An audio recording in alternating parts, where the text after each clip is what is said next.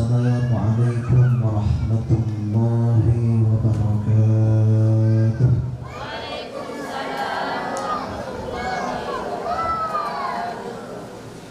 Innal hamdalillah wa syukurillah wa sholli wa usallimu ala rasulillah wa ala alihi wa sahbihi wa mawalah. Amma ba'd. Qulu subhanaka la 'ilma lana illa ma 'allamtana innaka antal 'alimul hakim. Rabbi shrah li sadri wa yassir li amri wahlul 'uqdatam min lisani yafqahu qawli. Ma'asyiral muslimin, hadirin hadirat yang berbahagia. Alhamdulillah, pada sore hari ini kita semuanya diberikan kesehatan oleh Allah Subhanahu wa taala sehingga kita bisa hadir di majelis ta'lim Nurul Qamar ini dalam keadaan sehat walafiat, dan mudah-mudahan semuanya diberikan umur yang panjang, sehat selalu, diluaskan rezekinya, putra putrinya menjadi anak yang soleh dan solehah. Amin ya rabbal alamin. Kita lanjutkan pembahasan 2 pekan yang lalu terkait pengurusan jenazah. Rasulullah SAW pernah bersabda, "Man syahidal janazatah hatta tusalliyah falahu qiratuh."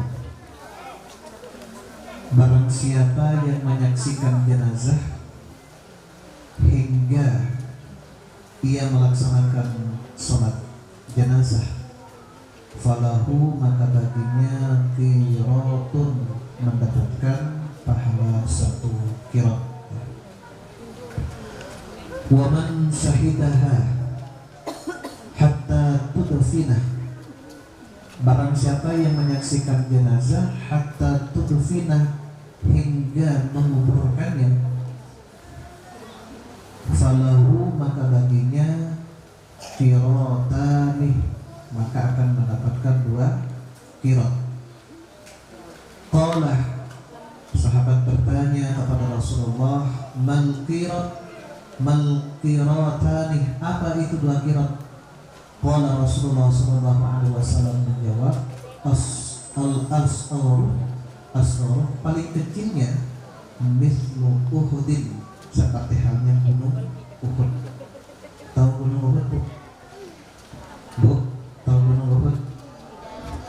Tanpa diisi tahu gunung Uhud? Ya, alhamdulillah. Yang sudah melaksanakan ibadah haji, ibadah umrah, pasti tahu yang namanya gunung Uhud. Jadi seperti halnya gunung Uhud itu paling kecilnya kalau kita punya tetangga, punya teman, punya saudara yang meninggal dunia, kita itu hadir sampai ke pemakaman, pahalanya sebesar itu.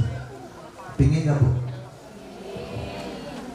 Oleh karena itu, mari kita bahas tentang bagaimana tata cara sholat jenazah, bagaimana tata cara menguburkan jenazah. Faslun, arkanu sholatil janazati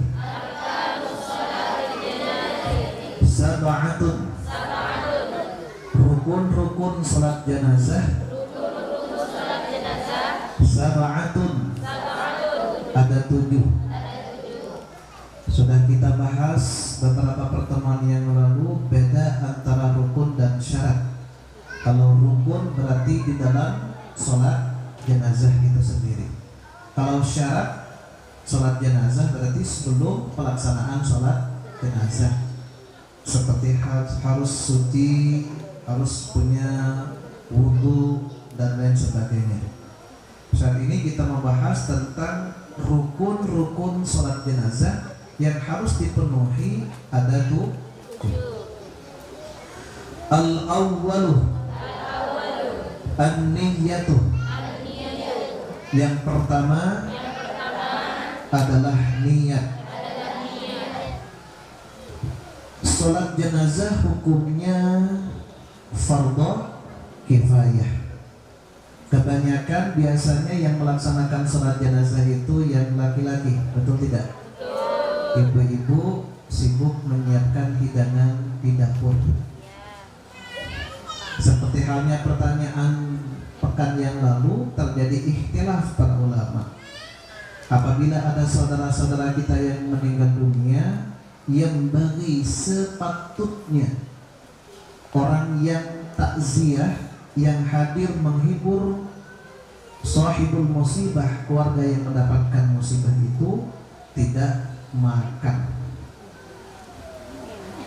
Tetapi dari kalangan Syafi'iyah yang lain mengatakan, salah satunya adalah Imam Nawawi Al-Bantani di dalam kitab Nihayatuz Zain, dikatakan apabila disuguhkan kepada orang-orang yang membaca Al-Quran, orang-orang yang mengurus jenazah, maka pantas atau boleh memakan hasil dari keluarga yang diberikannya. Paham Bu?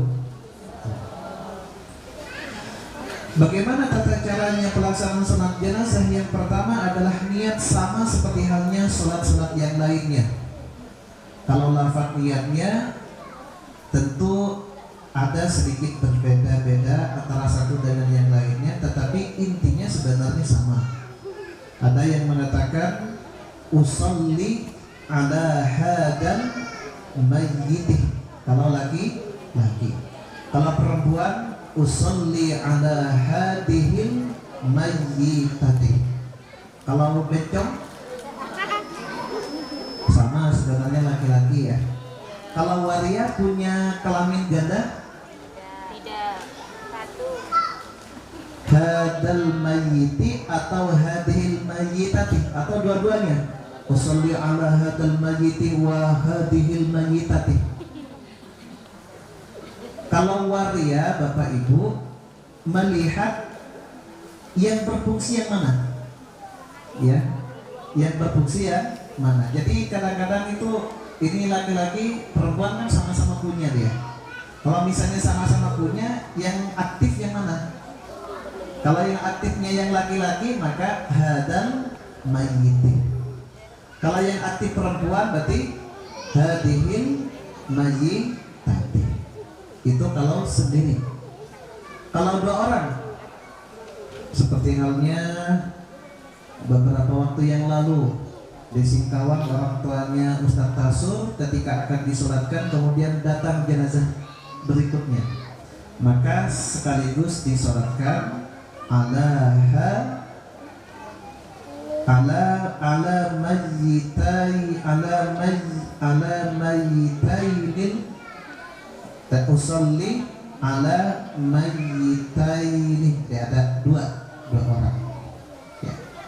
Kalau ternyata mayitnya banyak, misalnya kena gempa, kena tsunami, berarti harus lebih dari 3. Kalau dalam bahasa Arab itu kalau lebih dari 3 kan banyak. Setelah pengajian kemudian tiba-tiba meninggal semuanya. Tapi bukan pengajian di sini ya, yang lain. Kemudian ingin disolatkan gimana? Usolli ala jami'in mayyiti. Paham Bu? Ala jami' seluruhnya. Ada juga biasanya orang-orang itu ingin menyolati mayit, tetapi tidak sempat hadir ke saudaranya yang meninggal dunia, tapi ingin melaksanakan sholat. Di dalam Islam ada yang disebut dengan sholat ghaib. Apa Bu? Sholat ghaib. Ada nggak ukurannya di dalam Islam? Misalnya saya punya tetangga sholat 2 rumah, saya nggak pergi ke rumahnya, sholat mayit dari rumah, boleh tidak? Mayit ghaib, boleh nggak Bu? Atau misalnya di Kuala Secapah, ini kan berdikari, Kuala Secapah ada saudara kita meninggal dunia, kemudian kita sholat mayitnya dari sini secara ghaibah, boleh nggak Bu? Maka harus ada barometer, harus ada ukurannya. Dan ukurannya ini pun ulama berbeda-beda Bapak Ibu. Ada yang mengatakan musafatal qasri, boleh kita melaksanakan sholat jenazah ghaib atau ghaibah itu perjalanannya adalah yang boleh dilaksanakannya sholat qasar, berat berarti 80 kilo. Jadi kalau perjalanannya 80 kilo misalnya di Kubur Raya, ada yang meninggal dunia, ibu tidak sempat pergi ke sana, jadi nyolatin dari sini. Berarti boleh niatnya gimana? Usolli ala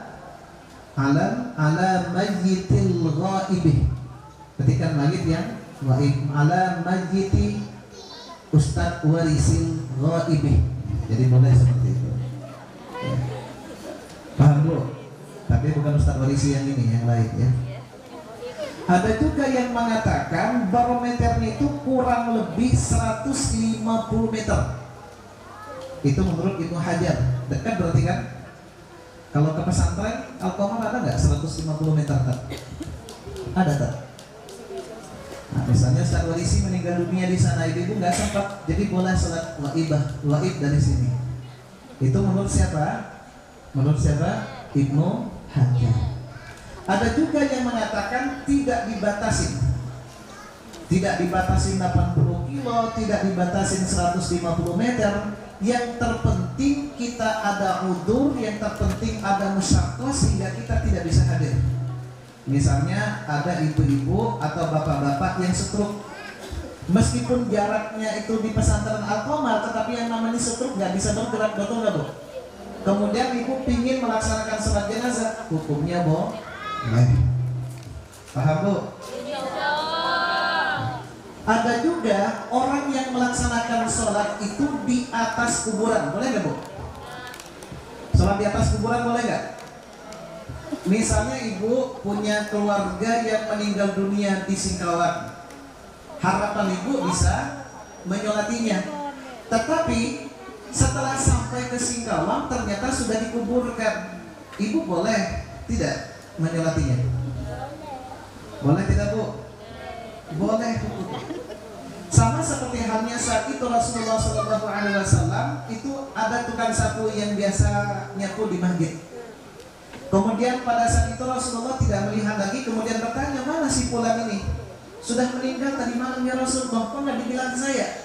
Sambil sahabat itu mengentengkan, nganggep remeh, cuma tukang sapu saja, nggak harus sampaikan kepada Rasulullah. Tetapi justru Rasulullah bertanya, kemana ini? Sudah dikuburkan ya Rasul.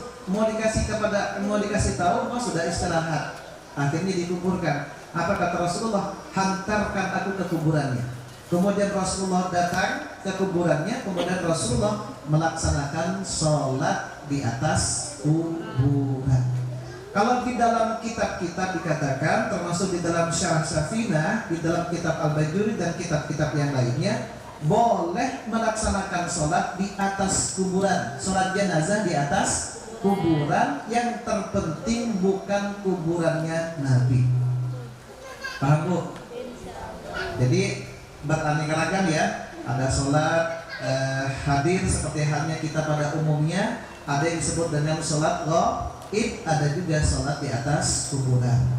Tetapi kadangkala orang-orang yang menyolatin yang di belakang itu nggak tahu namanya.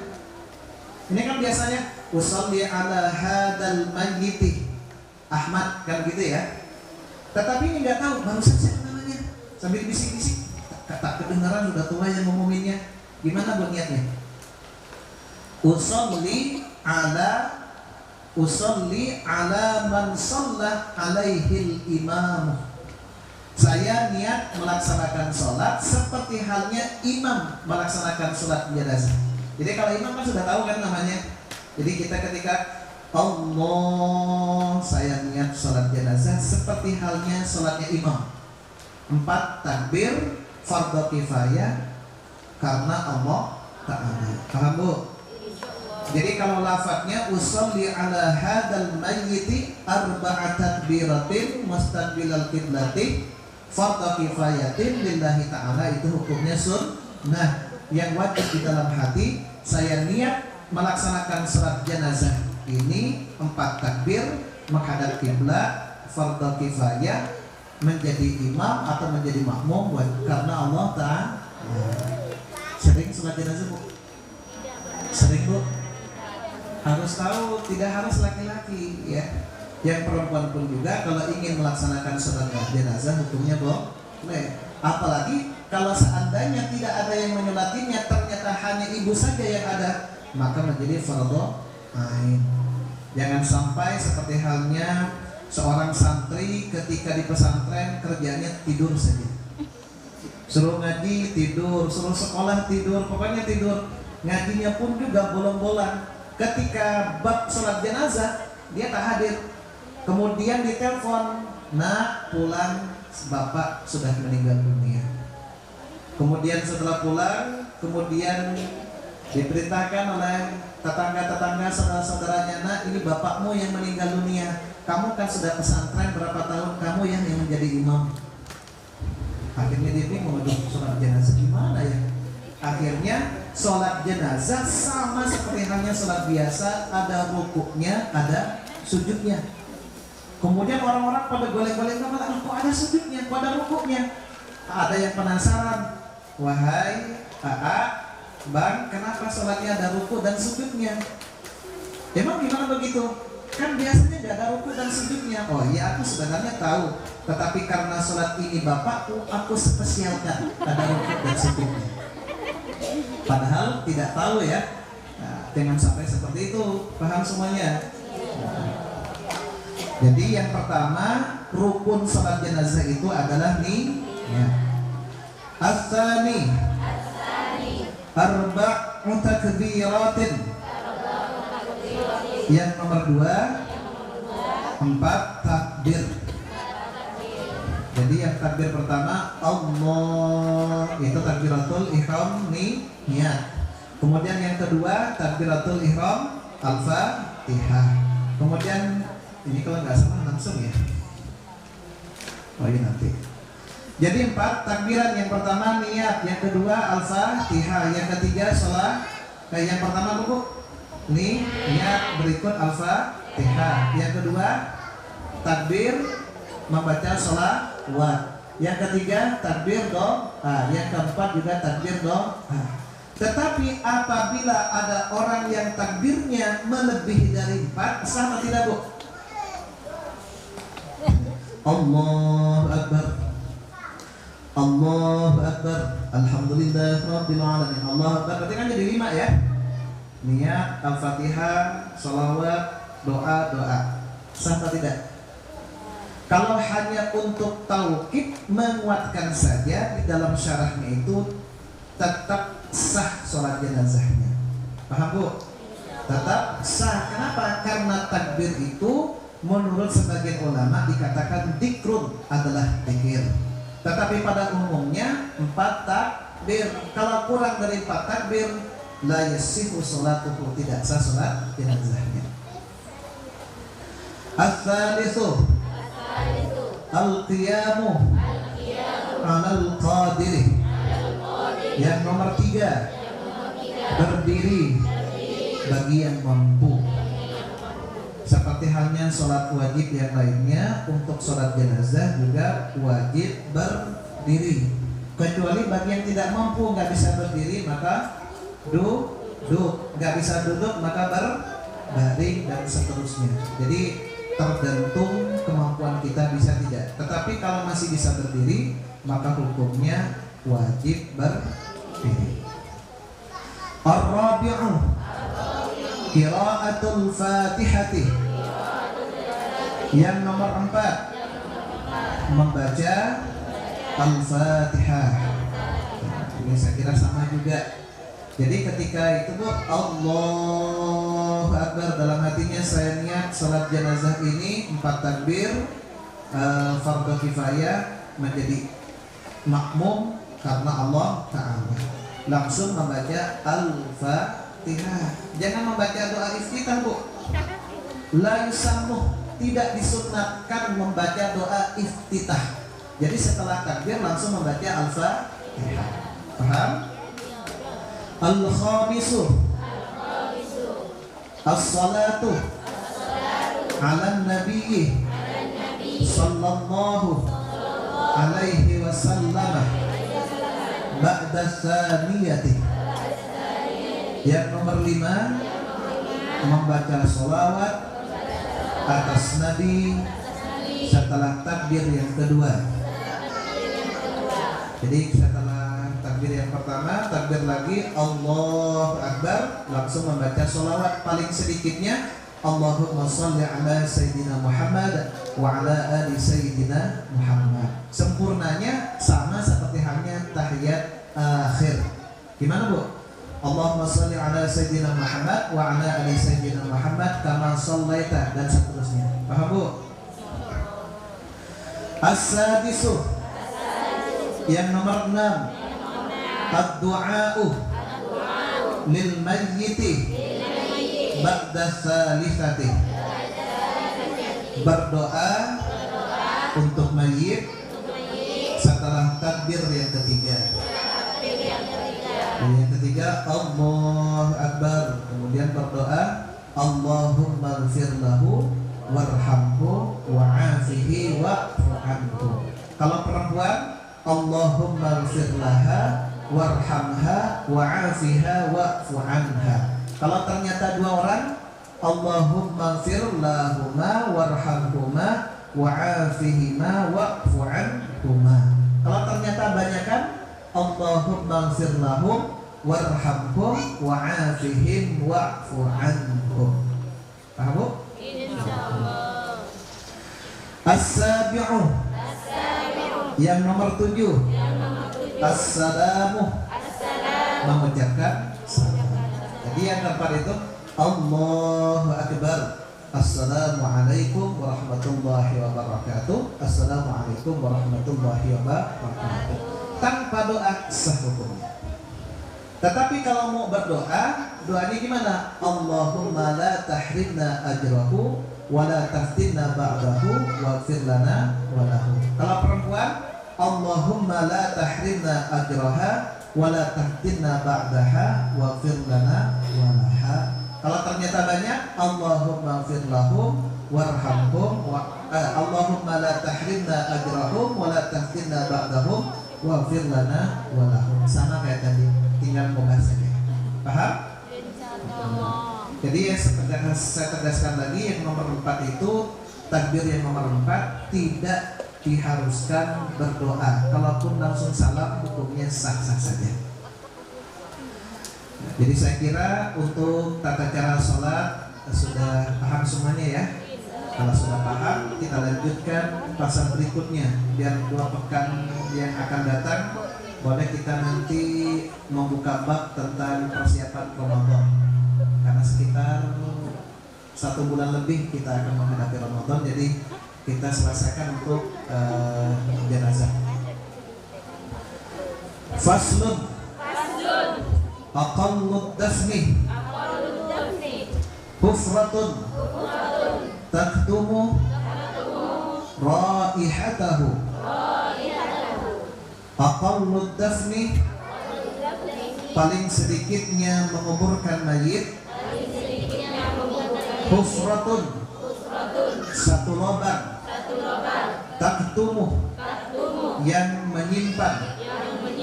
Raihatahu, baunya mayit. Wa tahrisuhu, dan terjaganya mayit. Minas sibai, dari beberapa hewan buas. Jadi kalau sudah dimandikan, sudah dikafani, sudah disolati, maka langkah yang terakhir adalah dikuburkan. Kalau dikuburkan, pada dasarnya yang terpenting mayit itu tidak tercium baunya oleh binatang buas. Binatang buas itu ya sejenis gogok ya, ataupun harimau, ataupun hewan-hewan yang ada sengatannya ya, karena takut dimakan.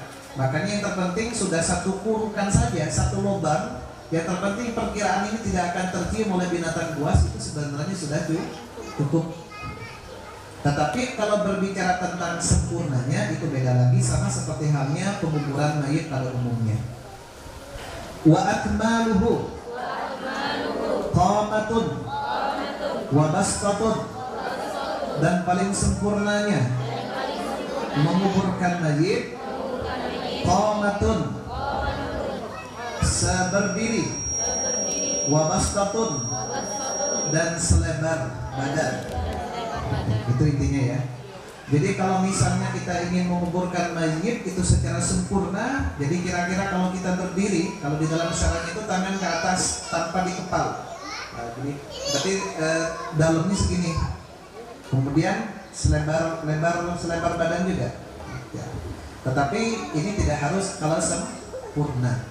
Makanya biasanya kalau ada mayit yang meninggal dunia itu sama saudara kita yang bagian penguburan mayit itu biasanya ada yang diukur panjangnya mayit berapa gitu ya. Itu sebenarnya bukan patokan, takut yang pendek, yang cabul atau bukan cabul apa namanya?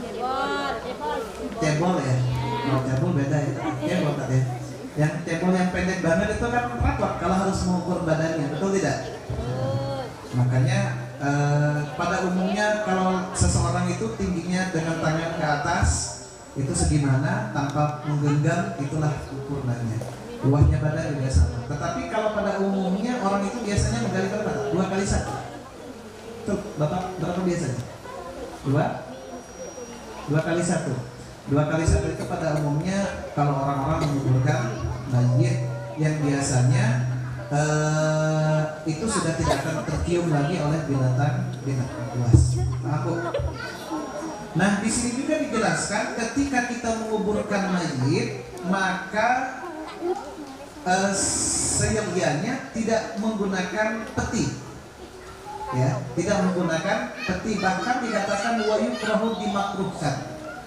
Jadi kalau ibu meninggal dunia, kalau tidak ada udzur, ya, tidak ada udzur, biasanya normal saja dikuburkan seperti biasa saja. Paham Bu? Jadi kakinya dulu dimasukkan, kemudian diiringi kepala langsung. Tetapi kalau ternyata airnya banyak, seperti hanya di Kalimantan kan airnya banyak. Kalau misalnya tak pakai peti, tidak pakai sunduk, itu akan nanti tenggelam atau mengembang, maka lebih baik di sana pakai peti. Itu tidak menjadi masalah. Karena kenapa? Karena memang sangat dibutuhkan.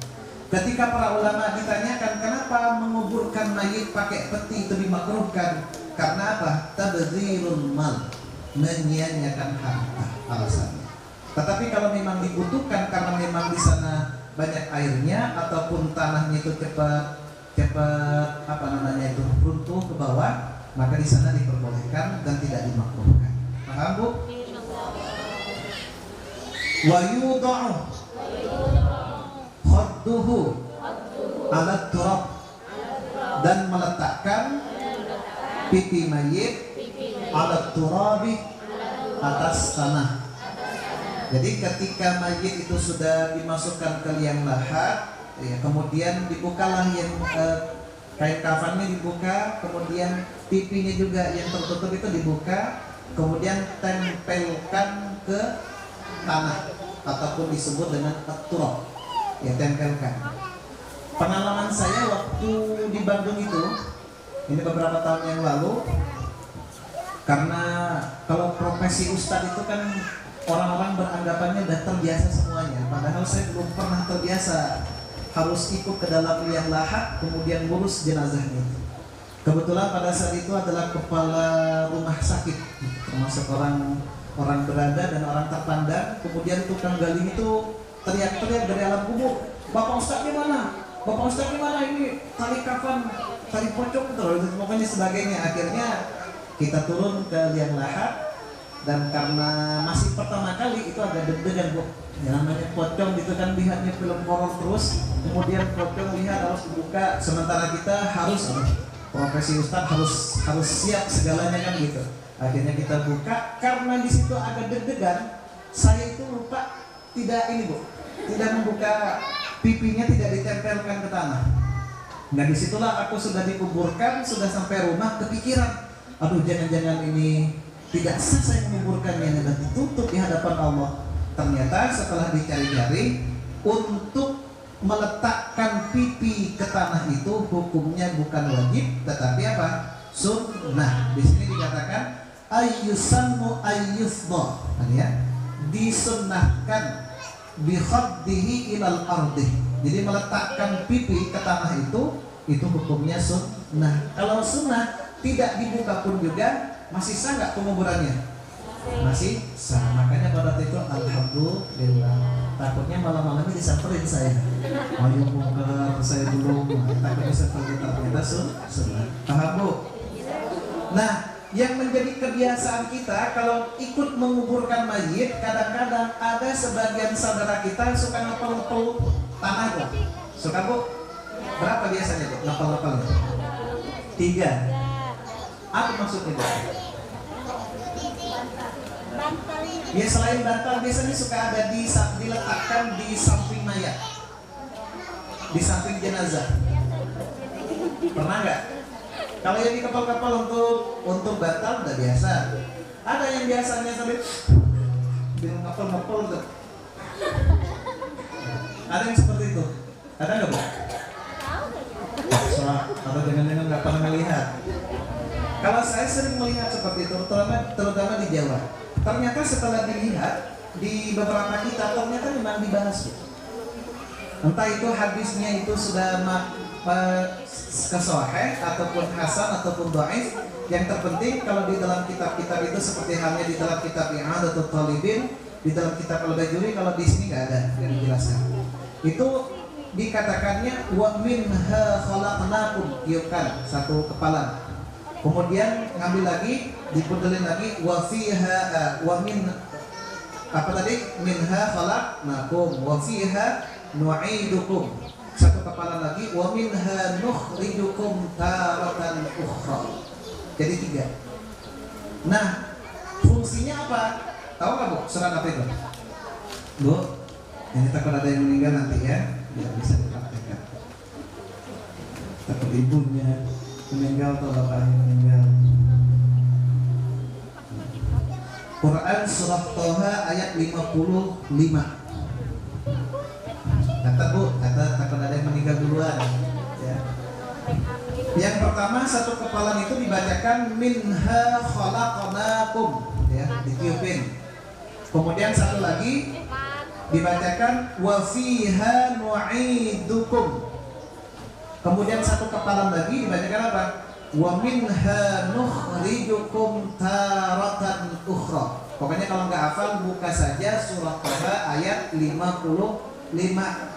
Menurut sebagian ulama dikatakan fungsinya kalau itu diletakkan di sampingnya jenazah, maka nanti akan ada yang membisikkan ketika kita ditanyakan oleh malaikat Munkar dan Nakir. Man rabbuka? Allah Rabbi. Man nabiyuka? Muhammadun Nabi. Jadi ada yang dibisikin Bu. Makanya biasanya diletakkan di samping kepala. 3 ya, itu suka ada orang yang paham. Tapi kalau yang nggak paham, kita terus. Ya. Boleh nangis boleh, tapi kalau sampai meratap, sampai robek-robek baju, kemudian rambut acak-acakan, itu dilaknat oleh Allah Subhanahu wa taala dan Rasulnya. Paham Bu ya? Jadi Bu, tadi Quran surah Toha yang berapa?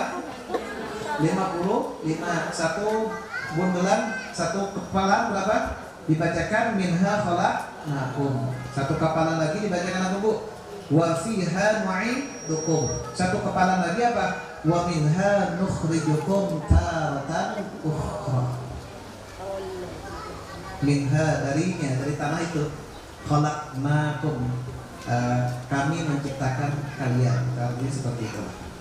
Ada juga di dalam kitab I'adatul Talibin, kalau ada yang meninggal dunia, kemudian ngambil satu kepala, dibacakan 7 kali, maka akan selamat dari siksa kubur. Ini nggak Bu? Ini saya bacakan ya. Ini hadis Bu. Amil Imam Taqiyuddin, diceritakan oleh Imam Taqiyuddin an walidihi, dari bapaknya, anil Faqih Abi Abdillah Muhammad Al-Hafidh, dari Faqih Ibnu Abdillah Muhammad Al-Hafidh. Anna Rasulullah sallallahu alaihi wasallam, sesungguhnya Rasulullah sallallahu alaihi wasallam qala, bersabda, man, barang siapa, akhadah, mengambil, min turabil qabri, dari tanahnya kuburan yang digali itu ya, halat dafni, ketika penguburan jenazah, ay halat iradati, ketika hendak akan dikuburkan jenazah, wa qara'ah, dan membaca, alaihi, atasnya, yang kan ngambil satu kepala tanah, dibacakan alaihi inna anzalnahu fi lailatul qadr wa ma adraka ma lailatul qadr lailatul qadri khairum min alfi syahrin tanazzalun sampai akhir. Hafal Bu? Hafal kan? Sab'a marratin 7 kali. Berapa Bu? 7 kali. Sab'a marratin 7 kali. Wa ja'alahu ma'al mayyiti fi kafanihi aw qabrihi. Kemudian jadikan tanah itu bersama dengan mayit, artinya diletakkan di samping mayit. Ya, diletakkan di samping mayit fi kafanihi itu. Ya, di daerah sekitar kafannya. Ya, mau di kepalanya, samping kanan kiri terserah. Au qabrihi lam yu'adzib zalikal mayyitu fil qabri. Maka mayit itu tidak akan disiksa di alam kuburnya. Paham Bu? Jadi kasih tahu kalau suaminya meninggal, kasih tahu jangan hanya menangis. Kalau ibu pun juga mau sakratul maut, jangan lupa ya, nanti kalau saya meninggal dunia bacakan ini. Takut terkena siksa kubur Bu. Betul tidak? Utsman bin Affan Bu, kalau hanya yang diceritakan neraka Jahannam itu panasnya sungguh luar biasa. Nginjek sepatunya saja, sandalnya langsung mendidih otaknya. Ketika meminum langsung keropos daging-daging kulit semuanya. Utsman bin Affan biasa aja.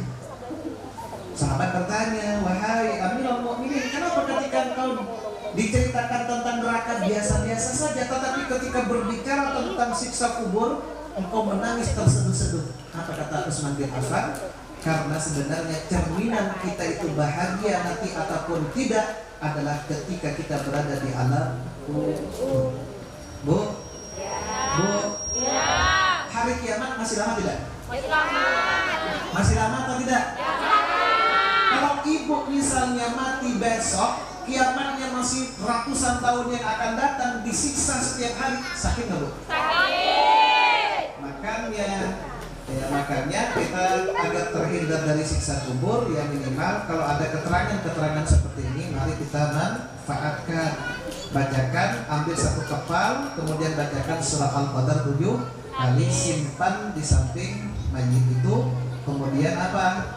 Kemudian faidahnya nanti tidak akan mendapatkan siksa kubur insyaallah. Amin ya rabbal alamin. Jadi gitu Bu. Jadi kalau melihat orang kepal-kepal, ngapain kepal-kepal bid'ah, dolalah, masuk neraka, jadi seperti itu tidak. Tapi karena kita sayang kepada almarhum atau kepada almarhum. Berapa Bu? Sedikit lagi ini habiskan saja. Faslun yang basul mayyitu li arba'i khisalin. Mayit dibongkar karena 4 perkara. Lil ghusli, satu, karena ingin dimandikan. Idza lam yataghayyar,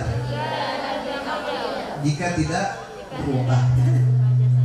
Ada kalanya mayit itu yang sudah dikuburkan itu wajib dibongkar kembali karena beberapa hal. Kalau di dalam kitab ini karena 4 hal. Yang pertama karena ingin dimandikan.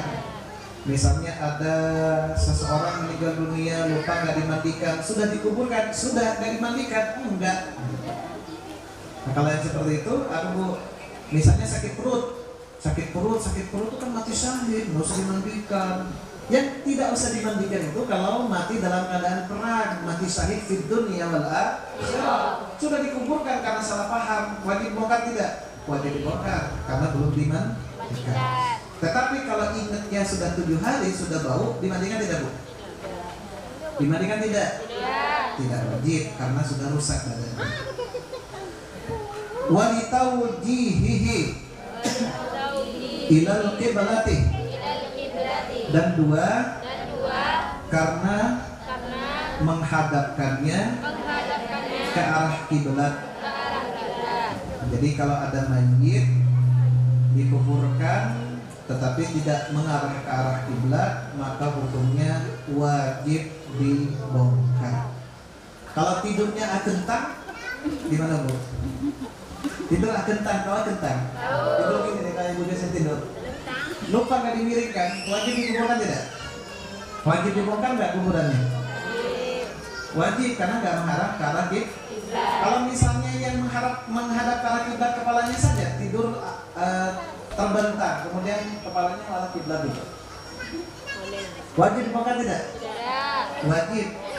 Karena apa? Bukan hanya kepalanya, tapi dengan seperti hanya sholat. Kalau sholat mulai gini, batal nggak? Batal tidak? Nggak batal. Kalau badannya yang noleh, itu hukumnya batal. Jadi yang harus menghadap kiblat itu bukan kepalanya, yang sebagai kepala tidak ikut, tetapi badannya sebenarnya. Paham Bu?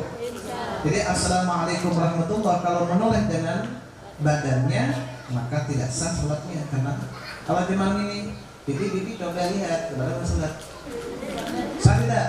Sah masih, karena hanya ini. Begitupun pula kalau yang menghadap badannya menghadap ke atas, kemudian kepalanya yang menoleh ke arah kiblat, tetap wajib dibongkar. Bagaimana kalau seandainya ada orang kafir, Bu? Ada orang kafir yang hamil 5 bulan, 6 bulan, kemudian meninggal dunia. Bayinya itu kan kullu mauludin yuladu 'alal fitrah, betul tidak? Betul. Bayi itu kan sebenarnya dilahirkan dalam keadaan fitrah, tidak ikut agama orang tuanya, betul tidak? Meskipun ibunya beragama selain Islam, maka ketika meninggal dunia, apakah wajib dihadapkan ke arah kiblat? Kalau orang kafir kan nggak wajib. Wajib nggak, Bu? Bu, ini kan anaknya ini kan masih suci, tidak bisa dikatakan ikut kepada orang tuanya. Makanya di dalam syarahnya ini dikatakan, kalau ada muslim yang hamil yang sementara anak itu sudah ditiupkan ruhnya, maka di sana tidak boleh dikuburkan di tempat orang Islam, tidak boleh dikuburkan di tempat orang kafir. Kenapa? Karena masih ada bayi yang beragama tauhid. Ketika di alam sana dulu, alastu bi rabbikum, bukankah aku termasuk Tuhanmu? Semuanya berkata, qalu bala syahidna, kami bersaksi bahwa engkau adalah Tuhan kami. Betul tidak? Makanya jangan dikuburkan di tempat orang kafir, jangan dikuburkan di tempat orang Islam. Jadi di antara. Makanya kalau bisa tersendiri. Paham, Bu? Insyaallah. Dan cara menguburkannya, bayi ibunya ini itu jangan diarahkan ke arah kiblat, tetapi istidbarul kiblah, maka membelakangi. Jadi membelakangi. Jadi kalau kiblat ke sana, dia menghadap ke timur, biar bayinya itu menghadap ke arah kiblat. Kalau ibunya kan sudah kafir ya, ibunya sudah non-muslim, tidak harus menghadap ke arah kiblat, tetapi harus istidbarul kiblah. Paham? Itu di dalam syarah. Lanjut.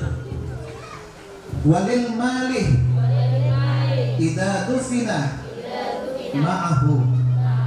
Dan yang ketiga, karena harta apabila dikuburkan ma'ahu, bersamanya.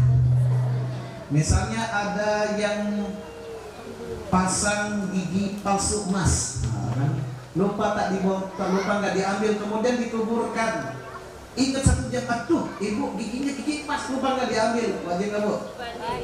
Wajib dibongkar lagi nggak? Wajib. Kalau di sana tidak merubah terhadap kalau jasadnya belum hancur atau belum busuk, itu wajib dibongkar. Ataupun apa misalnya sekarang tuh yang palsu-palsu yang disimpan di badan ada nggak? Apalagi, Bu?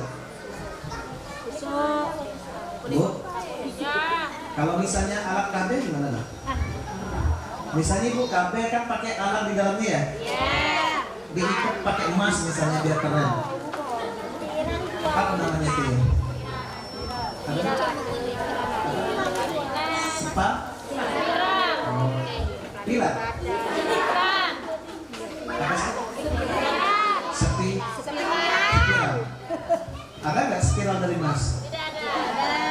Kalau spiralnya belum dibongkar, gitu ya. Kalau itu masih berupa harta dan masih dimungkinkan untuk diambil, wajib tidak? Wajib, karena apa? Membawa harta kesana. Kecuali kalau misalnya harus dibongkar, itu harus merusak alat kelamin ibu, nah itu repot. Ini agak dalam dulunya nih, karena apa? Karena ketika disesar dipasang di dalamnya, kalau dibongkar robek semuanya nih. Nggak usah.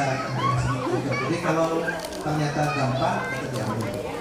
Kalau susuk, Bu, saya biar kelihatan cantik di depan orang-orang saya pakai susuk di sebelah sini, susuk sebelah sini.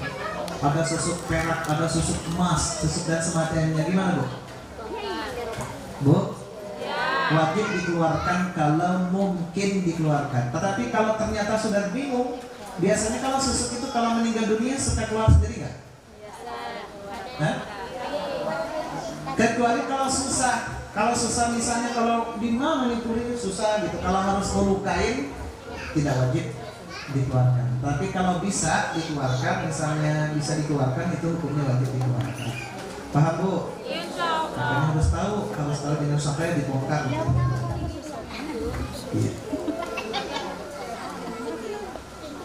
Walil mar'ati, dan lupa karena perempuan idza dufina, apabila dikuburkan janimuha, janinnya ma'aha, bersamanya, wa umkinat, dan dimungkinkan hayatuhu, hidupnya.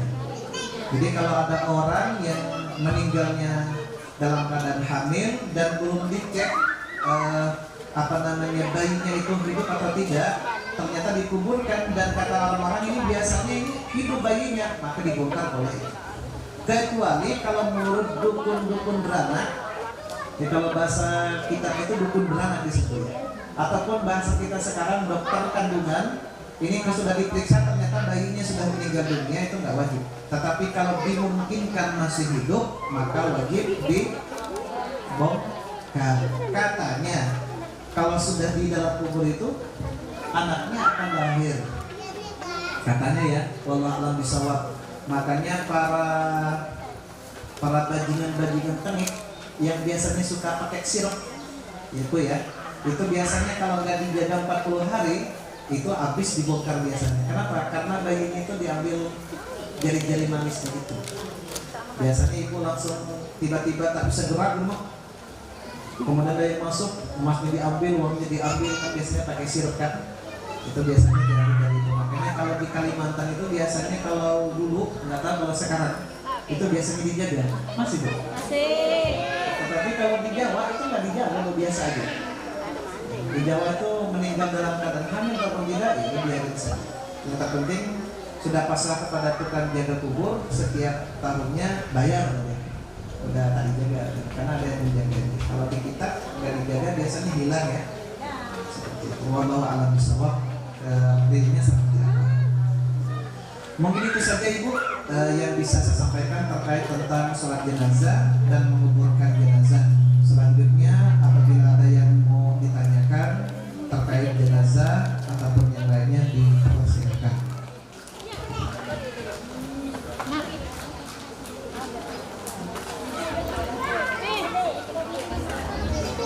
Enggak.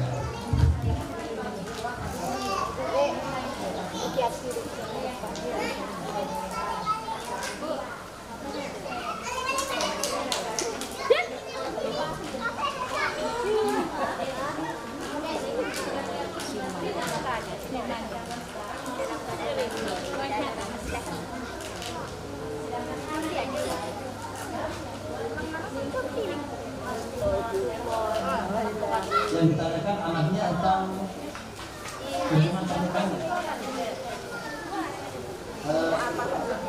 Hubungannya di dalam Islam itu ada yang disebut dengan bab nikah ya. Bab nikah itu syaratnya itu kan harus sama-sama. Kalau dari kalangan Syafi'iyah ya, kalau dari kalangan Syafi'iyah itu kan harus sama-sama muslim.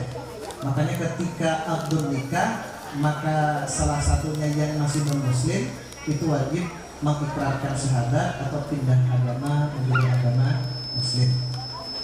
Tetapi ada juga sebelumnya, terutama dari orang-orang liberal, Islam liberal itu dikatakan untuk ahlul kitab seperti halnya Kristen, ya, Kristen itu dianggapnya kan ahlul kitab yang mewarisin kitab apa Bu? Injil. Kemudian orang Yahudi mewarisi kitab Taurat. maka umat Islam menikah dengan mereka dikatakan sah. Kenapa? Karena mereka dikatakan ahlul kitab menurut orang-orang liberal, seperti halnya Nur Khalis Majid dan kawan-kawan. Tetapi menurut guru kita, guru-guru kita, para ulama-ulama salaf, untuk saat ini Kristen seperti halnya saat ini itu tidak bisa dikatakan ahlul kitab. Makanya kalau masih Kristen ataupun Yahudi ingin menikahi umat Islam, wajib pindah kepada agama Islam. Kemudian kenyataannya biasanya kalau sudah bertahun-tahun ternyata suaminya kembali lagi kepada agamanya. Nah, kalau mengikuti pendapat dari Syafi'iyah yang mengatakan fasik, rusak pernikahannya, maka wajib tajdidun nikah. Harus nikah baru lagi, yang disebut dengan tajdidun nikah. Tetapi kalau masih menurut golongan Islam liberal tadi, kalau masih kembali kepada agama ahlul kitab, ya agama langit yang disebutnya karena menerima kitab dari langit bahasa mereka, itu hukumnya tidak harus tajdidun nikah. Tapi kita berbicara dari kalangan Syafi'iyah saja, maka hukumnya tajdidun nikah.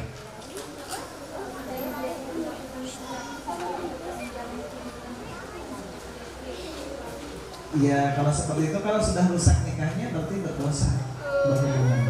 Tetapi untuk rusaknya pernikahan akibat seperti ini, itu kan rusak, ya. Rusak ataupun seperti halnya dihar. Dihar itu ketika suami ibu mengatakan, bebek, my darling, punggungmu sama seperti halnya punggung ibuku. Dan ketika kan melakukan dihar, itu juga kan merusak pernikahan. Tetapi tetap saja berhubungan badan suami istri. Wajib dihad nggak? Wajib dibunuh nggak? Dicambuk tidak? Tidak. Jadi karena hanya rusak, tetapi berdosa kepada Allah Subhanahu wa Ta'ala. Jadi kalau rusak itu hanya berdosa kepada Allah Subhanahu wa Ta'ala sebelum dia itu kembali kepada jalan yang benar. Paham Bu ya?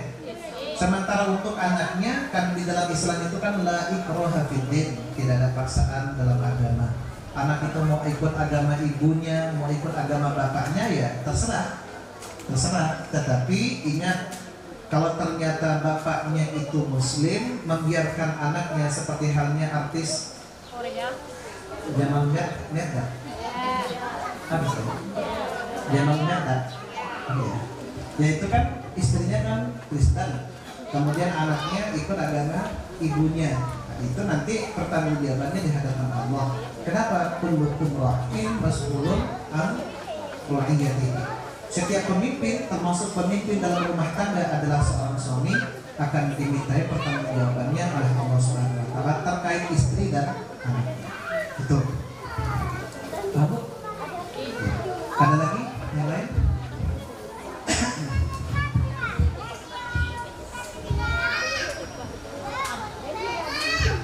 Apa hukumnya seorang perempuan menyembelih ayam? Ada gitu di sini. Ada di pasar. Pribadi. Kalau di dalam bab ad-dabi, ya, bab ad-dabhun, tata cara penyembelihan hewan itu sebenarnya di sana laki-laki Bu yang menyembelih itu. Makanya hewan kurban pun nggak ada yang disembelih oleh perempuan, ya. Nggak tahu lagi kalau dalam keadaan darurat. Kalau laki-laki sudah tidak ada lagi, yang adanya hanya perempuan, nah itu boleh nantinya. Kalau tidak ada lagi, tapi kalau masih ada, ya harus laki-laki. Laki-laki kemudian menyembelihnya menyebut asma Allah. Kemudian harus putus tenggorokannya ini, harus putus, kita ada tata caranya. Paham Bu? Kasih ke suami, ataupun tetangga. Tapi kalau ada lagi?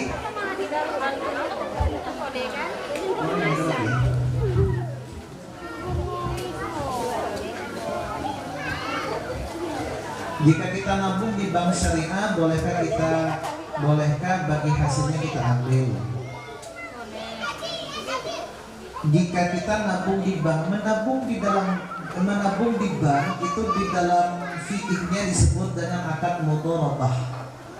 Apa namanya akad mudharabah? Kita dikatakan sebagai pemilik modal, sementara pihak bank itu dikatakan orang-orang yang menjalankan bisnis kita. Sama seperti halnya saya ingin buka kontak tapi tak punya uang, kemudian ibu tabungkan ke saya uangnya, saya jadikan konter saya yang jualan setiap harinya, tetapi setiap harinya saya kasih bagi hasil. Bagi hasil itu istilah kita kan hasil ya, bagi hasil. Tapi kalau menurut pihak bank kan bunga. Nah, bagaimana ngambil bunganya? Hukumnya sah karena akad mudharabah. Paham bu? Seperti halnya orang yang biasanya sudah pensiunan, itu kan miliaran biasanya. Simpan di bank itu sebulan itu bisa dapat berapa juta. Kita ngambil makan sehari-harinya ngambil dari itu, hukumnya boleh tidak? Boleh. Meskipun ada yang mengatakan tidak boleh. Kata mereka, uang kita yang ada di bank itu dipinjemin lagi loh kalau teman-teman yang lainnya, dengan syarat harus bayar lebih. Halal dari mana? Kalau memang benar-benar seperti itu jalannya, bisa jadi haram. Tetapi kan tidak semuanya uang kita itu dipakai seperti itu, betul tidak bu? Ada kalanya pihak bank misalnya beli tanah berapa hektar, dibelikan sawit, kan gitu kan, keuntungannya nanti dimasukin ke bunga itu. Jadi itu bisa jadi seperti itu. Makanya ada ikhtilaf para ulama, ada yang mengatakan boleh, ada yang mengatakan tidak boleh. Kalau ibu mau pakai yang boleh, akadnya akad mudharabah. Paham bu? Insya Allah. Jadi silakan ambil pendapat yang mana, saya hanya kasih tahu saja. Nah, gitu ya. Jika yang meninggal perempuan yang rambutnya panjang, apakah rambutnya harus disisir sampai tidak kusut? Dan apakah harus di make up, dihias? Di dalam Islam, ketika kita sudah meninggal dunia, tidak perlu di make up.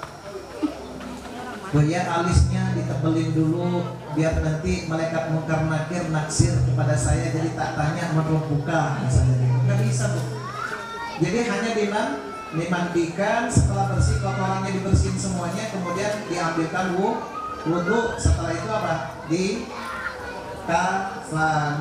disolati dan dikuburkan. Jadi jangan sampai ada sesuatu selain itu. Paham bu? Nah, jadi jangan seperti halnya orang-orang muslim. Orang-orang muslim itu kan biasanya dibedakin, betul nggak? Dibawain bantal, dibawain cincin, dibawain kalung dan lain sebagainya. Nggak akan berfungsi bu. Paham bu? La yanfa'u malu wala banun. Ketika kita sudah pindah alam, ya, maka harta kita, anak-anak kita tidak akan berarti di hadapan Allah. Illa man atallaha biqalbin salim, kecuali hati kita yang datang kepada Allah dengan qalbun salim, hati yang bersih. Paham? Tapi bagaimana kalau sudah di make up kembali? Tidak apa-apa yang sudah. Ya. Tapi nggak harus dibongkar. Bu, nggak harus dibongkar. 3 hari yang lalu bibi saya kasih make up. Wah, harus dibongkar tidak? Enggak harus. Tapi aturannya di dalam Islam itu jangan dikasih yang aneh-aneh. Jadi aturannya langsung seperti ini, itulah kita yang amalkan sehari-hari. Paham? Ada lagi? Maka.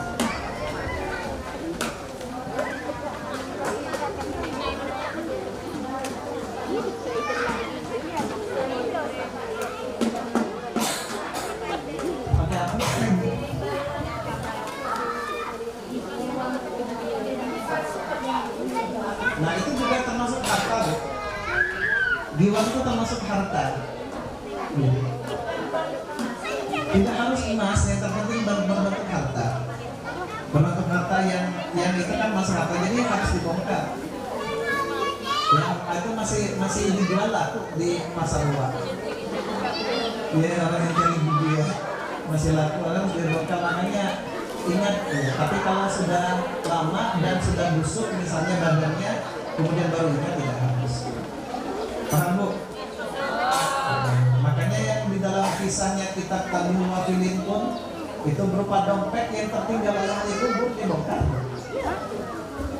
yang kakaknya yang menguburkan adiknya perempuan, kemudian setelah sampai rumah lupa bahwa dompetnya itu tertinggal di kuburan. Kemudian setelah dibongkar, dia penasaran kira-kira seperti apa ya adik saya setelah berapa menit aku tinggalkan. Setelah dibuka sudah berarak, jadi sudah ada letikan api. Kemudian dia segera naik, kemudian berkata kepada ibunya, "Bu, dosa apa yang dilakukan oleh adik saya? Kok barusan saya bongkar kembali, dompet aku tertinggal?" Apa kata ibunya? "Dosa adikmu setiap hari suka ngakhirkan sholat.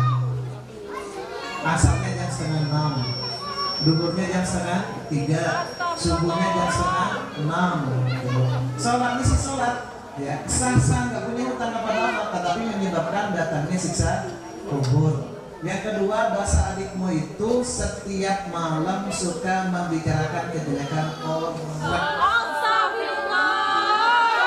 Biasanya di depan rumah kan biasanya suka ngopi-ngopi. Ibu ya? Tahu kalau di sini biasanya suka ngopi-ngopi. Ya, tahu ya kabar berita terupdate. Katanya apa? Layangan putus. Layangan putus yang terada terakhir kapan? Saya kemarin. Jadi membicarakan kejelekan orang lain itu siapa sebenarnya, ini diangkat dari nama itu pemilik YouTuber amatis, siapa namanya? Itu ngomongin kejelekan orang. Paham Bu? Orang lain punya salah, kalau kita bisa ingatkan, tapi kalau nggak bisa kita ingatkan dengan hati. Paham Bu? Memang biasanya kalau tai lalat kita jangan kelihatan Bu. Betul Bu? Ibu nggak melihat kan tai lalat Ibu, tapi saya melihat. Tetapi begitupun juga kita. Kadang-kadang kesalahan orang lain itu yang kelihatan terus, betul tidak? Kita rajin puasa Senin Kamis, betul tidak? Pahalanya pindah ke dia. Kita rajin qiyamul lail, bicara pagi itu tuh selingkuh, begini-gini, pahala sholat malam kita pindah kepada mereka. Makanya jangan sampai menjudge orang-orang yang melakukan dosa itu pasti rekereng neraka. Paham Bu? Bisa jadi itu adalah yang masuk surga dahulu Bu. Pernah kejadian ada seorang pelacur. Ya pada masa tabi itu pernah ada seorang pelacur yang menjadi cemuhan masyarakat. Karena pelacur, namanya pelacur sudah bisa diprediksi masyarakat itu semuanya akan mengacungkan. Dan ketika meninggal dunia, orang-orang pada nggak mau menguburkan. Hanya teman akrabnya saja yang menguburkan. Setelah puluhan tahun akhirnya tercium bau harum. Ketika diteliti ternyata di bawah tong sampah ini ada kuburan. Karena masyarakat nggak mau dikuburkan di tempat umum. Ketika ditelusuri ternyata dia adalah seorang pelacur yang mendapatkan ampunan Allah Subhanahu wa taala. Kenapa? Sebelum meninggal dunia dia bertobat siang malam kepada Allah Subhanahu wa taala. Dosa pelacurnya diambil sama tetangganya terus. Ya umumin itu padahal mereka tetangga-tetangganya rajin Senin Kamisnya pindah ke dia Bu. Ya, dia mulai baca Al-Quran pindah ke dia semua. Pernah ada kisah Bu. Ya, pernah ada kisah nih bertetangga. Selama 1 bulan tetangganya itu diberikan buah-buahan terus setiap hari. Dikasih semangka, dikasih pisang selama 1 bulan. Setelah 1 bulan kemudian bertanya kepada tetangganya, "Wahai Bu, kenapa berhenti ngasih buah kepada saya? Saya selama 1 bulan memberikan buah-buahan tidak pernah putus sebagai ungkapan syukur saya karena kamu sudah membicarakan kejelekan saya. Kamu puasa Senin Kamis, saya nggak puasa Senin Kamis, saya punya pahala puasa Senin Kamis. Kamu rajin ke majelis taklim Nurul Qomar gitu ya. Kalau saya tidak, kamu bicarakan, saya kasih hadiah semangka. Jadi seperti itu. Sekarang kenapa nggak dikasih? Karena kamu sudah berhenti membicarakan saya. Kenapa berhenti? Karena sudah nggak update lagi beritanya. Udah kayak yang diomongin. Paham Bu? Mudah-mudahan kita semuanya semakin soleha. Ada lagi? Cukup? Lain putus jangan ditonton terus Bu. Ini yang putus dituntun terus, ini curiga terus ke suaminya. Punya saya dicek semua sama istri saya itu. Yang namanya Hamid, nah ini pasti Hamidah. Yang namanya Mahmud, ini Mahmudah.